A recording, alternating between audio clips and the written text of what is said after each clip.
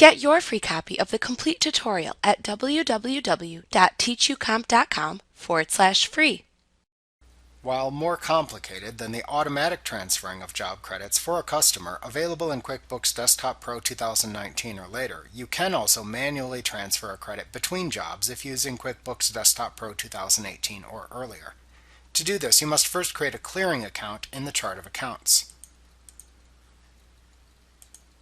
When creating this account, you may want to make it a bank account type for ease of use with more transaction forms.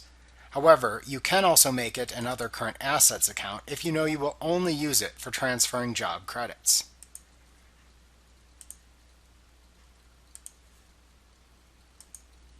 After creating the clearing account, you must then create a general journal entry to transfer the credit from the job to the clearing account.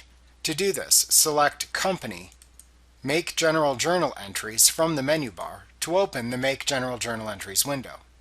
On the first transaction row, select the correct Accounts Receivable account for the job from the Account column. Then enter the amount of the job credit to transfer under the Debit column to the right in the same row. Then select the name of the customer job from which you are transferring the credit from the Name column to the right of that. On the second row, select the name of the clearing account from the Account column. Ensure that the matching job credit amount appears under the Credit column for this row.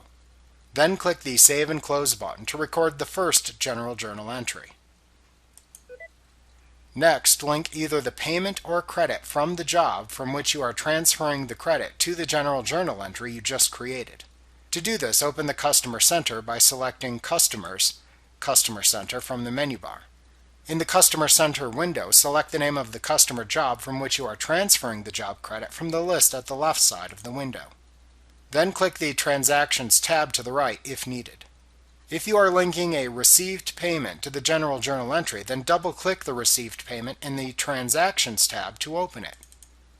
Then place a check mark to the left of the journal entry in the payment to select it. Then click the Save and Close button to save the edited payment.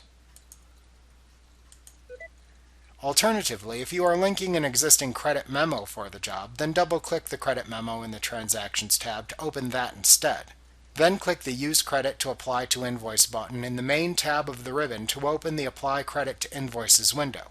Then place a check mark next to the journal entry within this window and then click the Done button.